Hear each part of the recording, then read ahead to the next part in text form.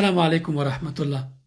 آیا پوهیږئ د الله پاک اسم اعظم یا لوی نوم هغه نوم چې انسان پرې هره دعا وغواړي قبلیږي او هر حاجت چې انسان د دغه نوم په برکت باندې له الله پاک نه وغواړي هر څه چې وغواړي ورکوي. دا په حدیث کې راغلی دا خبره. صحیح حدیث په دې دلالت کوي چې اسم اعظم باندې چې انسان الله پاک ته دعا وکړي قبلوي ورته او هر څه چې وغواړي ورکوي. دا نوم یا اسم اعظم کوم دی؟ د دې ویډیو په لړ کې زه درته وایم. خو مخکې تر هغې پوهیږئ اسم اعظم څومره زورور دی، څومره قوت لري؟ د تفسیر علما وایي سلیمان علیه السلام ته تخت چې چا راوړ هغه کس ته اسم اعظم زده و او د اسم اعظم په زور باندې د اسم اعظم په برکت باندې دومره قوت باندې دغه تخت د بلقیس سلیمان علیه السلام ته حاضر کړو چې پیریانو هم نشو. هغه کیسه به مو اورېدلې. سلیمان علیه السلام پوښتنه وکړه چې څوک به ماته دا تخت راوړي. پیریانو له ډلې ورته یوه یا ځینې پیریانو وویل چې زه یې درته راوړمه مخکې تر دې چې ته له خپل ځینه جګ شي. انا اتیک به قبل ان تقوم من مقامک. خو هلته یو بل کس و چې قرآن وایي چې هغه سره علم الکتاب و، د کتاب علم سره و. د علماو د تفسیر علما د دې په تفسیر کې وایي چې دې کس ته اسم اعظم زده و.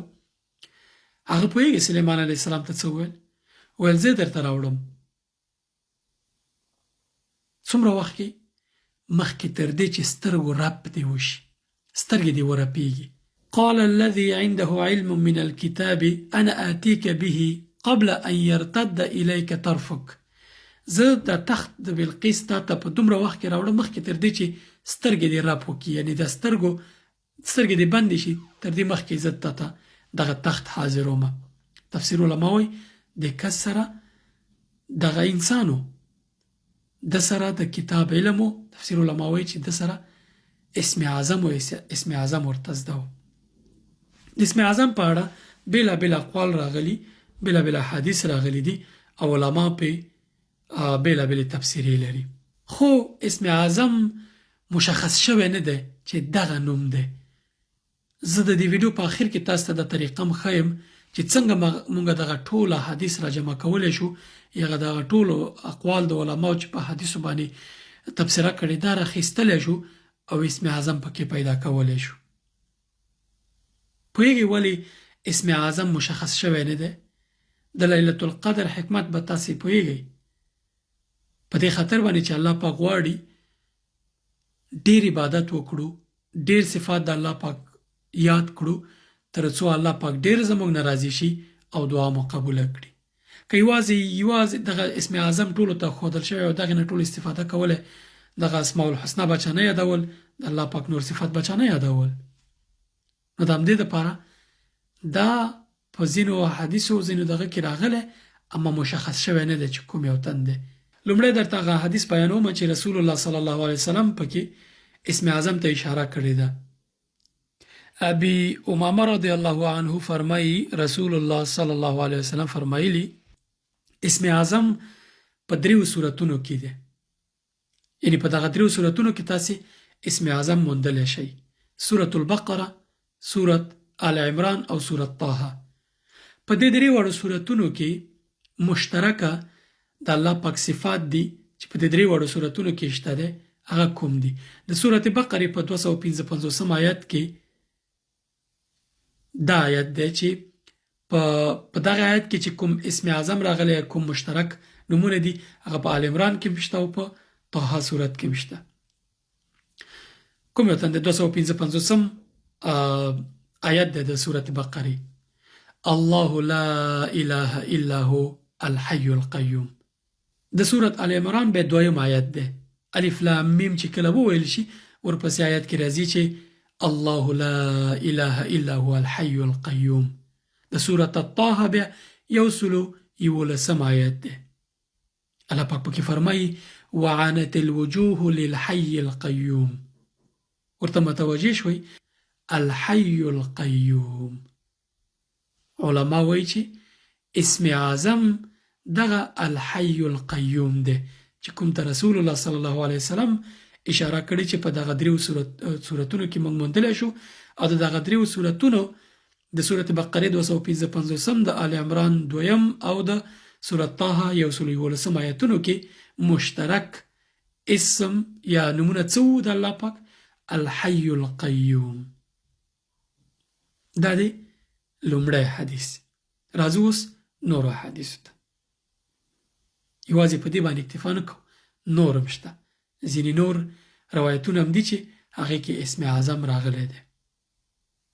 مشکل نشته، بیا یې پیدا کوو انشاءالله په ګډه باندې یوه لاره ورته پیدا کوو چې څنګه دغه ټولو منځ کې جمع کولی شو، څنګه هغه طریقه کارولی شو چې اسم اعظم پکې پیدا کړو. په یو بل حدیث کې انس رضی الله عنه فرمایي ویل رسول الله صلی الله علیه وسلم سره ناستو یو کس لمونځ وکړه او بیا یې ورپسې دا دعا وکړه: اللهم انی اسألک بأن لك الحمد لا إله إلا أنت المنان بديع السماوات والأرض يا ذا الجلال والإكرام يا حي يا قيوم. مخکینی حدیث ته مو پام شو یا حی یا قیوم، دې کې بیا حی یا قیوم. کله چې رسول الله صلی الله علیه وسلم دغه خبره واورېده، دغه دعا یې واورېده، د دغه کس پوهېږي څه یې وویل؟ لقد دعا الله باسمه الأعظم إذا دعي به أجاب وإذا سئل به أعطى. دې کس الله پاک نه په اسم اعظم باندې دعا وغوښتله چې کله یو څوک په دې باندې دعا وغواړي الله پاک یې قبلوي او هر شی چې انسان وغواړي الله پاک یې ورکوي. سبحان الله. دلته الحي القيوم. راځو بل حدیث ته. له بریدة رضی الله عنه څخه روایت دی چې رسول الله صلی الله علیه وسلم یو کس واورید چې دا دعا یې ویله: اللهم إني أسألك أني أشهد أنك أنت الله لا إله إلا أنت المنان لا إله إلا أنت الأحد الصمد الذي لم يلد ولم يولد ولم يكن له كفوا أحد. يلا زه تانه دعا غواړم أني أشهد زه شاهدي ورکومه أنك أنت الله بشکه چې ته زما ربي، ته ربي، ته الله یې. لا إله إلا أنت سره بل هیڅ شریک نشته مګر ته یوازې، ته ربي. الأحد الصمد، ته یوازې یو الله یې، شریک نه لري، بې نیازه یې، چاته احتیاج نه یې، ټول انسانان تا ته احتیاج دي. الذي لم يلد ولم يولد ولم يكن له كفوا أحد. د سورة الاخلاص اماغه دغه پکې راغلي دي آیتونه، دغه اقتباس دی پکې. نه څوک له تا زېږېدلی دي، لم یلد نه څوک تا زېږولی دي، ولم یولد او نه ته له چا زېږېدلی، ولم یکن له کفوا احد او نشته بل هیڅوک ستا سیال. هغه نورو دعاګانو معنا هم همداسې ده چې هغې کې الله پاک ته همدغه ثنا او صفت ویل شوي وو. کله چې دا دعا وویل شوه او رسول الله صلی الله علیه وسلم واورېدله، همغه څه یې وفرمیل چې مخکینی حدیث کې فرمایلي وو. ویل چې ده د الله پاک داسې یو نوم یاد کړ چې په هغې باندې څوک دعا وغواړي هغه قبلیږي او چې هر څه وغواړي هغه الله پاک ورکوي. دا دوه وروستي حدیثونه ترمذي او ابو داود روایت کړي وو، هغه مخکینی حدیث ابن ماجه روایت کړی وو. دا صحیح حدیثونه دي. اوس به راشم د اسم اعظم په اړه د علماو اختلاف ته. ځینو علما، یوه ډله علما، دوی وایي چې اسم اعظم بیخي نشته.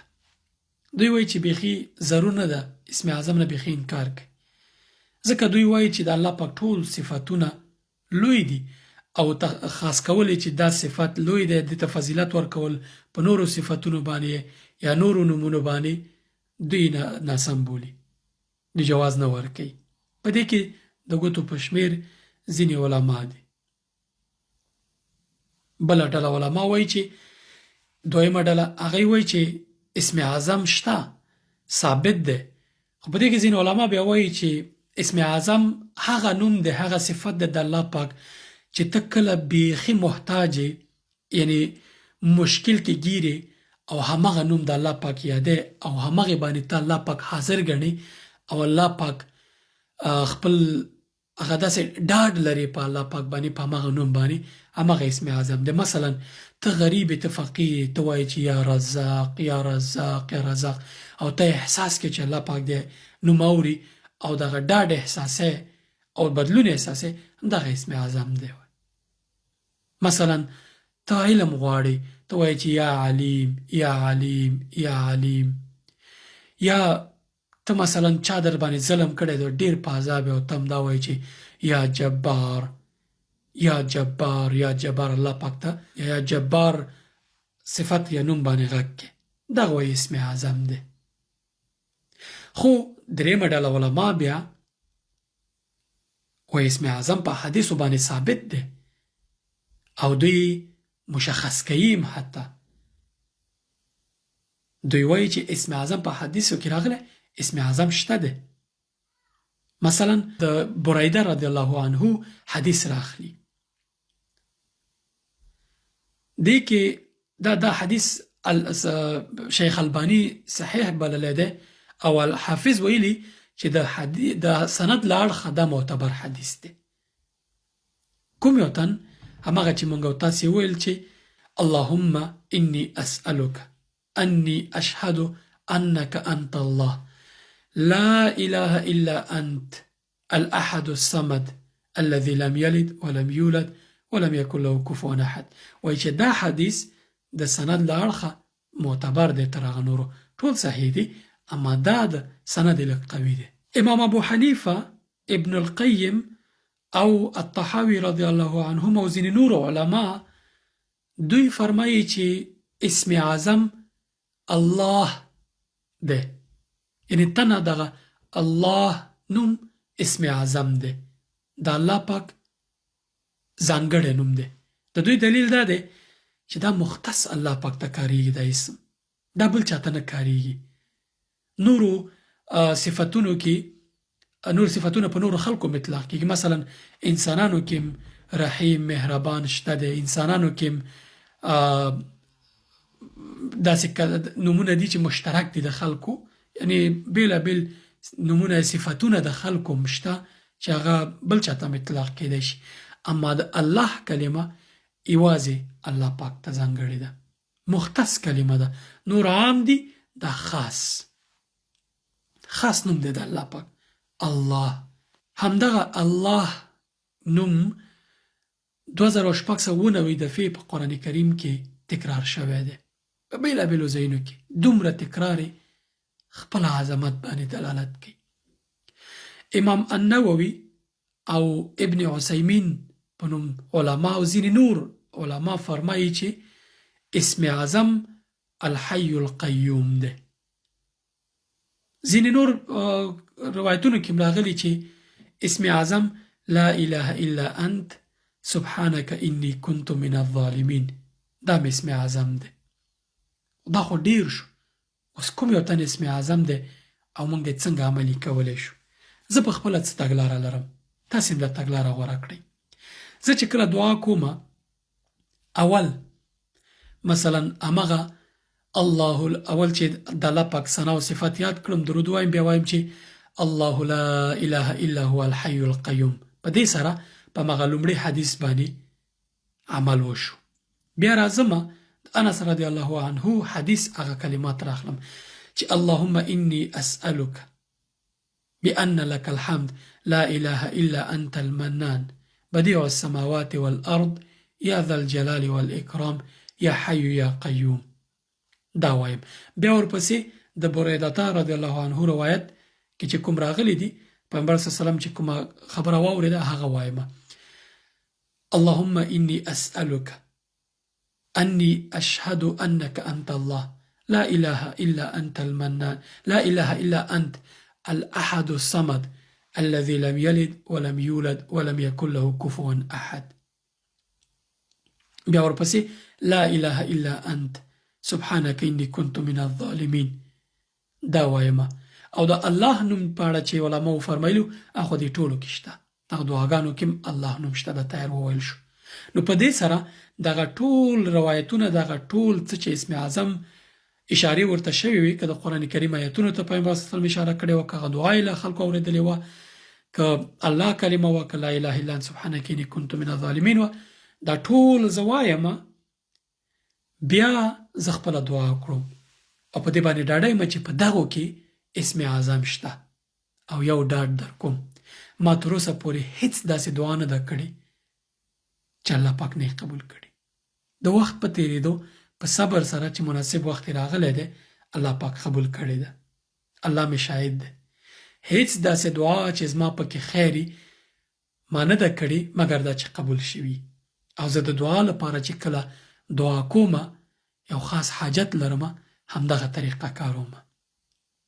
څنګه زه یې دا طریقه وایم تاسو ته په سکرین باندې لیکمم تاسې نوټ واخلئ چې زه څنګه دا دعا دا دغه اسم اعظم په اړه چې کوم روایتونه راغلي کوم دعاګانې چې راغلي کوم آیتونه چې راغلي دا ټول څنګه راټولوم زه یې وایم دا زده کئ کله چې مو دعا کوله یا یې دغه سکرین شاټ واخلئ مخکې له دې نه یې وایئ که حفظ یې کوئ خو دا ډېر ښه ده. همیشه چې دعا کوئ یوه دقیقه یوه نیمه دقیقه به نه نیسي دا زر زر وایئ دا وایئ بیا هغې پسې دعا کوئ انشاءالله دعاګانې مو قبلیږي. په دې اړه د دعا په لړۍ کې په تفصیل باندې خبرې شوي انشاءالله هغه کتلی شئ د دعا په اړه چې څنګه دعا وکړو. زه اوس دا دعا تاسې ته وایم تاسې نوټ کئ یا سکرین شاټونه واخلئ یا یې زده کړئ. همیشه چې مو دعا کوله د الله پاک حمد و ثنا وایئ درود شریف وایئ بیا هغې نه بعد دا دعاګانې یا دا کلمات وایي ورپسې هر حاجت چې لرئ له الله پاک نه غواړئ. دا په حدیثو کې کومه طریقه چې زه وایم دا په حدیثو کې ثابته نه ده اما دا د حدیثو هغه ټول حدیث موږ راټولوو ټول هغه د علماو اقوال راټولوو د حدیثو په اړه چې کوم مې دغه کړي دي د دې په منځ کې جمع کوو انشاءالله په دې کې به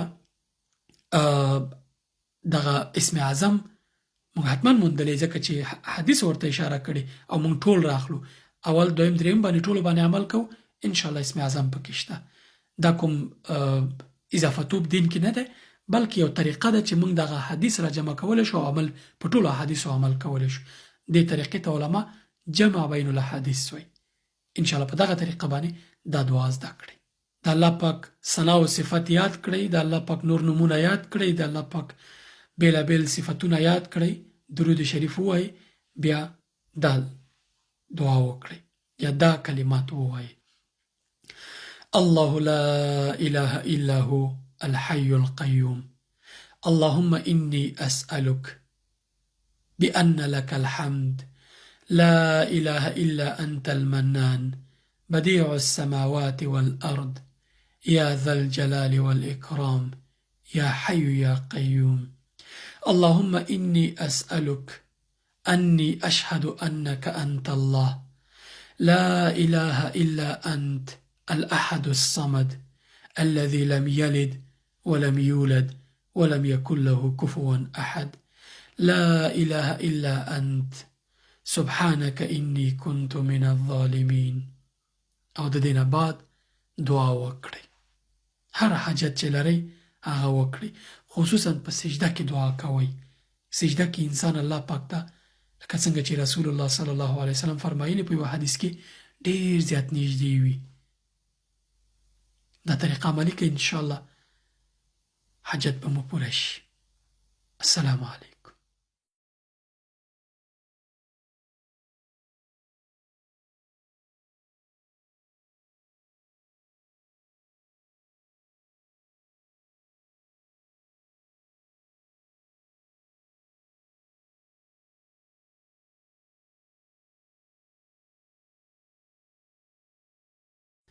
السلام علیکم ورحمت الله. آیا پوهیږئ د الله پاک اسم اعظم یا لوی نوم هغه نوم چې انسان پرې هر دعا وغواړي قبلیږي او هر حاجت چې انسان د دغه نوم په برکت باندې له الله پاک نه وغواړي هر څه چې وغواړي ورکوي. دا په حدیث کې راغلی دا خبره صحیح حدیث په دې دلالت کوي چې اسم اعظم باندې چې انسان الله پاک ته دعا وکړي قبلوي ورته او هر څه چې وغواړي ورکوي. دا نوم یا اسم اعظم کوم دی؟ د دې ویډیو په لړ کې زه درته وایم. خو مخکې تر هغې پوهیږئ اسم اعظم څومره زورور دی، څومره قوت لري؟ د تفسیر علما وایي سلیمان علیه السلام ته تخت چې چا راوړ هغه کس ته اسم اعظم زده و او د اسم اعظم په زور باندې، د اسم اعظم په برکت باندې دومره قوت باندې دغه تخت د بلقیس سلیمان علیه السلام ته حاضر کړو چې پیریانو هم نشو. کیسه به مو اورېدلې. سلیمان علیه السلام پوښتنه وکړه چې څوک به ماته دا تخت راوړي. پیریانو له ډلې ورته یوه یا ځینې پیریانو وویل چې زه یې درته راوړمه مخکې تر دې چې ته له خپل ځینه جګ شي.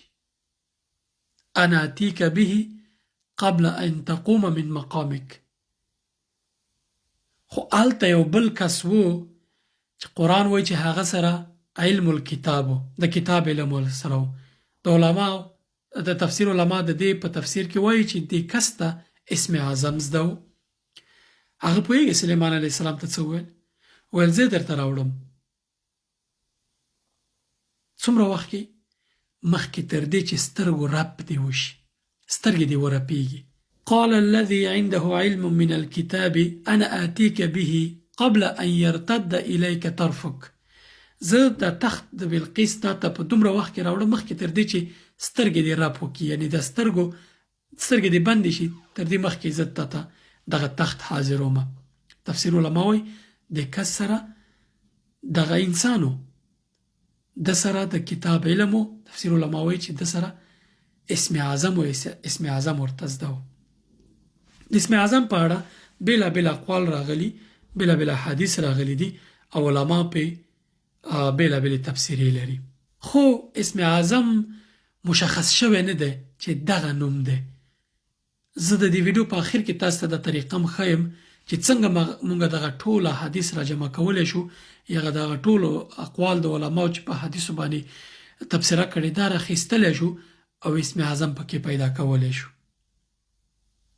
پوهېږئ ولې اسم اعظم مشخص شوی نه دی؟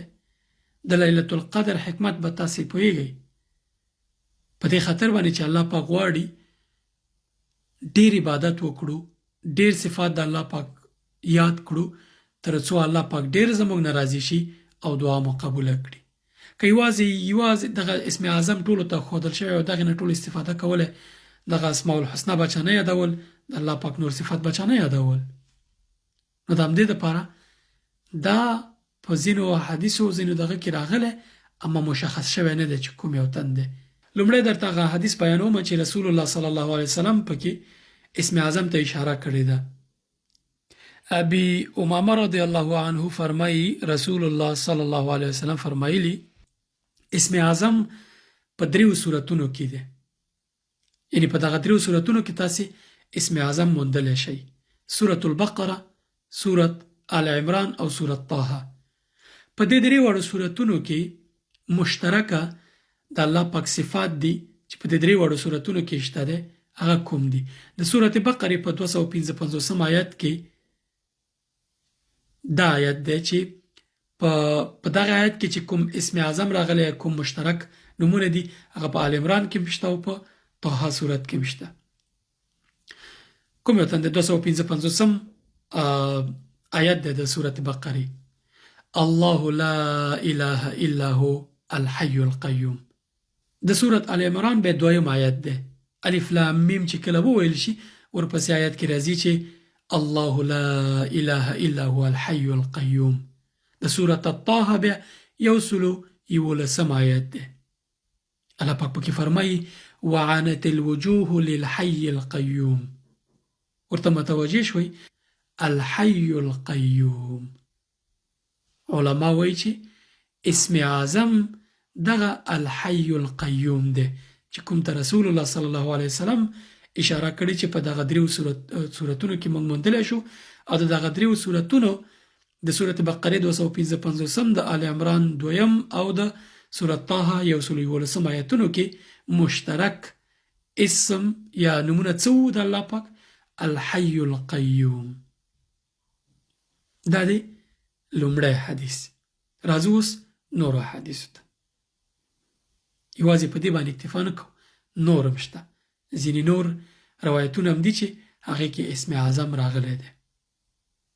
مشکل نشته، بیا یې پیدا کوو انشاءالله په ګډه باندې یوه لاره ورته پیدا کوو چې څنګه د هغه ټولو منځ کې جمع کولی شو، څنګه هغه طریقه کارولی شو چې اسم اعظم پکې پیدا کړو.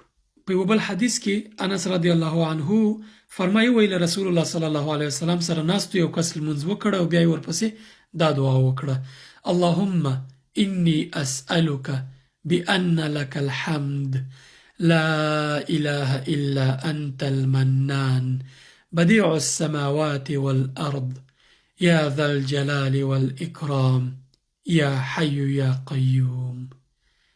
مخکینی حدیث ته مو پام شو، یا حی یا قیوم، دې کې بیا حی یا قیوم.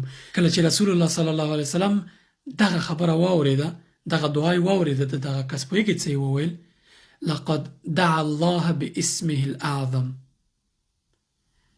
إذا دعي به أجاب وإذا سئل به أعطى. دې کس الله پاک نه په اسم اعظم باندې دعا وغوښتله چې کله یو څوک په دې باندې دعا وغواړي الله پاک یې قبلوي، او هر شی چې انسان وغواړي الله پاک یې ورکوي. سبحان الله. دلته الحي القيوم. راځو بل حدیث ته. له بریدة رضی الله عنه څخه روایت دی چې رسول الله صلی الله علیه وسلم یو کس واورید چې دا دعا یې ویله: اللهم إني أسألك أني أشهد أنك أنت الله لا إله إلا أنت المنان لا إله إلا أنت الأحد الصمد الذي لم يلد ولم يولد ولم يكن له كفوا أحد.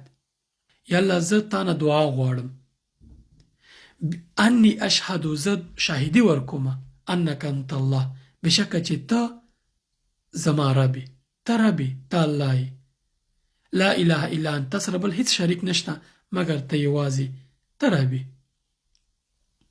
الأحد الصمد، ته یوازې یو الله یې، شریک نه لري، بې نیازه یې، چاته احتیاج نه یې، ټول انسانان تا ته احتیاج دي. الذي لم يلد ولم يولد ولم يكن له كفوا أحد. د سورة الاخلاص هماغه دغه پکې راغلي دي آیتونه، د هغې نه اقتباس دی پکې. نه څوک له تا زېږېدلی دي، لم یلد نه څوک تا زېږولی دي، ولم یولد او نه ته له چا زېږېدلی، ولم یکن له کفوا احد، او نشته بل هیڅوک ستا سیال. هغه نورو دعاګانو معنا هم همداسې ده چې هغې کې الله پاک ته همدغه ثنا او صفت ویل شوي وو. کله چې دا دعا وویل شوه او رسول الله صلی الله علیه وسلم واورېدله، همغه څه یې وفرمیل چې مخکینی حدیث کې فرمایلي وو، ویل چې ده د الله پاک داسې یو نوم یاد کړ چې په هغې باندې څوک دعا وغواړي هغه قبلیږي، او چې هر څه وغواړي هغه الله پاک ورکوي. دا دوه وروستي حدیثونه ترمذي او ابو داود روایت کړي وو، هغه مخکینی حدیث ابن ماجه روایت کړی وو. دا صحیح حدیثونه دي. اوس به راشم د اسم اعظم په اړه د علماو اختلاف ته. ځینو علما، یوه ډله علما، دوی وایي چې اسم اعظم بیخي نشته. دوی وایي چې بیخي ضرور نه ده، اسم اعظم نه بیخي انکار کوي، ځکه دوی وایي چې د الله پاک ټول صفتونه لوی دي، او خاص کولی چې دا صفت لوی دی، دې ته فضیلت ورکول په نورو صفتونو باندې یا نورو نومونو باندې دوی ناسم بولي، د جواز نه ورکوي. په دې کې د ګوتو په شمېر ځینې علما دي. بله ډله علما وایي چې دویمه ډله هغوی وایي چې اسم اعظم شته، ثابت دی، خو په دې کې ځینې علما بیا وایي چې اسم اعظم هغه نوم دی، هغه صفت دی د الله پاک چې ته کله بیخي محتاج یعنی مشکل کې ګیرې او همغه نوم د الله پاک یادې او همغه باندې ته الله پاک حاضر ګڼي او الله پاک خپل هغه داسې ډاډ لري په الله پاک باندې، په همغه نوم باندې، همغه اسم اعظم دی. مثلا ته غریب، ته فقیر، ته وایي چې یا رزاق یا رزاق یا رزاق، او ته احساس کې چې الله پاک دې نوم اوري او دغه ډاډ احساسې او بدلون احساسې، دغه اسم اعظم دی. مثلا ته علم غواړې، ته وایې چې یا علیم یا علیم یا علیم.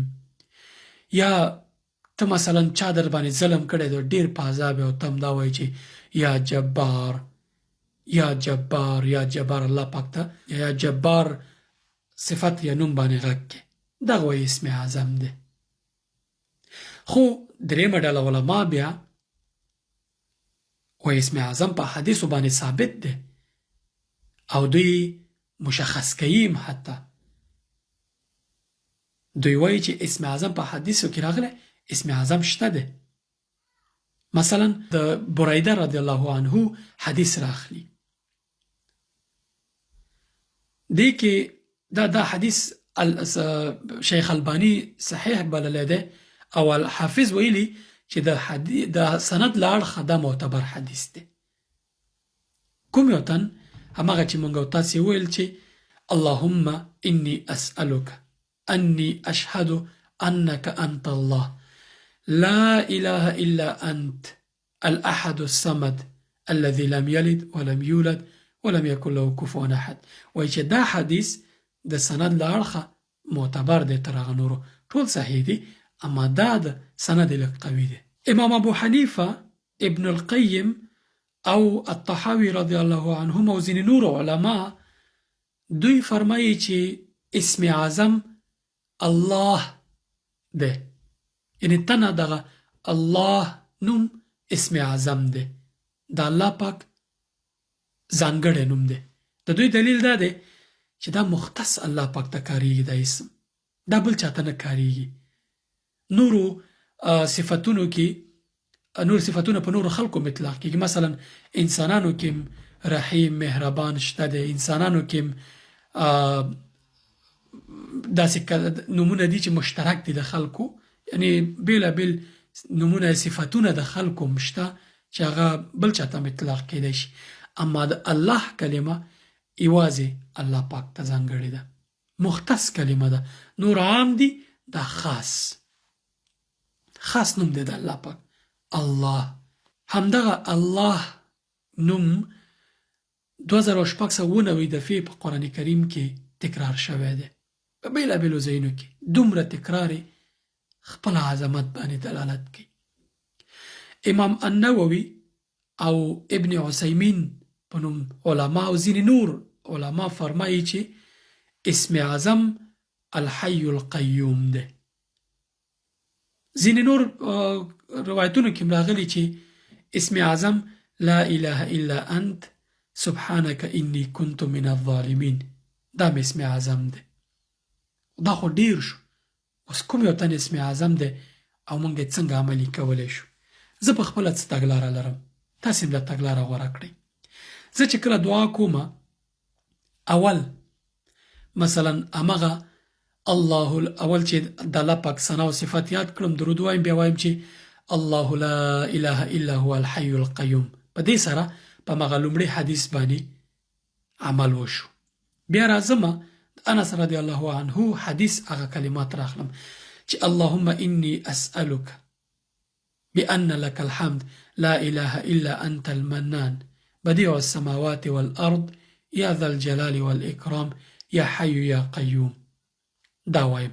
بیا ورپسې د بریده رضی الله عنه روایت کې چې کوم راغلی دي پیغمبر صلی الله علیه وسلم چې کومه خبره واورېده هغه وایم اللهم انی اسألك انی اشهد انك انت الله لا اله الا انت المنان لا اله الا انت الاحد الصمد الذي لم يلد ولم يولد ولم يكن له كفوا احد. بیا ورپسې لا اله الا انت سبحانك انی كنت من الظالمین. دا وایم. او دا الله نوم په اړه چې علماو فرمایلو هغه دې ټولو کې شته، دغه دعاګانو کې الله نوم شته، دا تیر وویل شو. نو په دې سره دغه ټول روایتونه دغه ټول څه چې اسم اعظم اشاره ورته شوی وي، که د قرآن کریم آیتونو ته پیغمبر صلی الله علیه وسلم اشاره کړې وه، که هغه دعا یې له خلکو اورېدلې وه، که الله کلمه وه، که لا اله الا انت سبحانک انی کنت من الظالمین وه، دا ټول زه وایم. بیا زه خپله دعا کړم او په دې باندې ډاډه یم چې په دغو کې اسم اعظم شته. او یو ډاډ در کوم، ما تر اوسه پورې هیڅ داسې دعا نه ده کړې چې الله پاک نه یې قبول کړي. د وخت په تېرېدو په صبر سره چې مناسب وخت راغلی دی الله پاک قبول کړی ده. الله مې شاهد دی. هیڅ داسې دعا چې زما پکې خیري ما نه ده کړې مګر دا چې قبول شوي. او زه د دعا لپاره چې کله دعا کومه یو خاص حاجت لرمه همدغه طریقه کاروم. څنګه زه یې دا طریقه وایم تاسو ته په سکرین باندې لیکمم، تاسې نوٹ واخلئ چې زه څنګه دا دعا دغه اسم اعظم په اړه چې کوم روایتونه راغلي، کوم دعاګانې چې راغلي، کوم آیتونه چې راغلي، دا ټول څنګه راټولوم، زه یې وایم. دا زده کئ کله چې مو دعا کوله یا یې دغه سکرین شاټ واخلئ مخکې له دې نه یې وایئ که حفظ یې کئ خو دا ډېر ښه ده. همیشه چې دعا کوئ 1 دقیقه 1 نیمه دقیقه به نه نیسي. دا زر زر وایئ، دا وایئ بیا هغې پسې دعا کوئ، انشاءالله دعاګانې مو قبلیږي. په دې اړه د دعا په لړۍ کې په تفصیل باندې خبرې شوي انشاءالله هغه کتلی شئ د دعا په اړه چې څنګه دعا وکړو. زه اوس دا دعا تاسې ته وایم، تاسې نوٹ کئ یا سکرین شاټونه واخلئ یا یې زده کړئ. همیشه چې مو دعا کوله د الله پاک حمد و ثنا وایئ، درود شریف وایئ، بیا هغې نه بعد دا دعاګانې یا دا کلمات وایئ، ورپسې هر حاجت چې لرئ له الله پاک نه غواړئ. دا په حدیثو کې کومه طریقه چې زه وایم دا په حدیثو کې ثابته نه ده، اما دا د حدیثو هغه ټول حدیث موږ راټولوو، ټول هغه د علماو اقوال راټولوو، د حدیثو په اړه چې کوم مې دغه کړي دي د دې په منځ کې جمع کوو. انشاءالله په دې کې به دغه اسم اعظم موږ حتما موندلی، ځکه چې حدیث ورته اشاره کړي او موږ ټول راخلو، اول دویم دریم باندې ټولو باندې عمل کوو، انشاءالله اسم اعظم پکې شته. دا کوم اضافه توب دین کې نه ده، بلکې یو طریقه ده چې موږ دغه حدیث را جمع کولی شو او عمل په ټولو احادیثو عمل کولی شو. دې طریقې ته علما جمع بین الاحادیث وایي. انشاءالله په دغه طریقه باندې دا دعا زده کړئ. د الله پاک ثنا او صفات یاد کړئ، د الله پاک نور نومونه یاد کړئ، د الله پاک بیلابیل صفتونه یاد کړئ، درود شریف ووایئ، بیا دا دعا وکړئ یا دا کلمات ووایئ: الله لا اله الا هو الحي القيوم اللهم إني أسألك بأن لك الحمد لا إله إلا أنت المنان بديع السماوات والأرض يا ذا الجلال والإكرام يا حي يا قيوم اللهم إني أسألك أني أشهد أنك أنت الله لا إله إلا أنت الأحد الصمد الذي لم يلد ولم يولد ولم يكن له كفوا أحد لا إله إلا أنت سبحانك إني كنت من الظالمين. او د دې نه بعد دعا وکړئ، هر حاجت چې لرئ هغه وکړئ، خصوصا په سجده کې دعا کوئ. سجده کې انسان الله پاک ته لکه څنګه چې رسول الله صلی الله علیه وسلم فرمایلی په یو حدیث کې ډیر زیات نږدې وي. دا طریقه عملي کړئ، انشاءالله حاجت به مو پوره شي. السلام علیکم.